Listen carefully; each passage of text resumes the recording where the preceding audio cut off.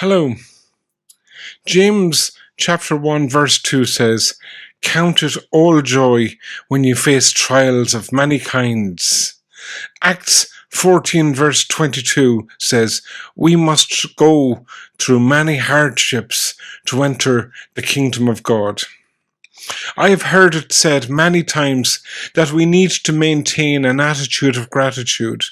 Many times over the years, I have had to consider my own ways on that one.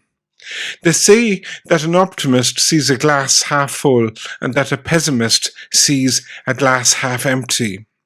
Someone who knows Psalm 23 will tell you that the Lord fills your cup to overflowing. There are going to be times of celebrations in our lives as we see God's goodness manifest in the land of the living.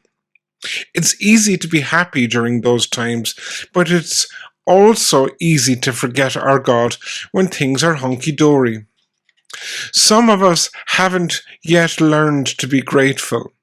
I've had to be ruthless with myself and may well have bored people with my lamenting that certain things had not yet come through in my life. I have often been unthankful. This was immaturity, and I just had to get over myself. Happiness and contentment are not dependent on our conditions. The life that most people listening to this message are living is a very distant dream to most of the world's population. Some are whining because they don't like their cars, while in a third world country, a kid is delighted with a bike that mightn't even have tires on its wheels. Some are moaning because they hate their homes and wish they had bigger places to live in. Even to this very day, I shudder at the memory of refugee camps that I saw in Uganda. In the late 19th century, my own grandmother and her parents were evicted onto the side of the road and lived in a hut for some time. I often think about them. I gladly entertain myself with how they must have felt when finally they came to live in a lovely thatched cottage. That same house was in the family for about 120 years.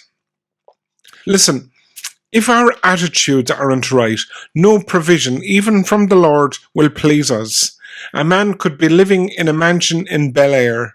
He could be driving a top-of-the-range Mercedes. He could be married to Wonder Woman. And he'd still be unhappy. I don't live in a mansion, but I wouldn't want to live anywhere else but where I am. The Lord did actually bless me with the ability to buy a Mercedes of my own. I got it at an affordable price because of its age. You know what? St. Paul said, "I have learned to be content, whatever the circumstance." And that's what is wrong with most of the Western world today. We're spoiled. It should do us good to consider Hebrews 11:13. Many early Christians died in faith, not having received the things promised, but having seen them from afar, and having acknowledged they were strangers and exiles on the earth.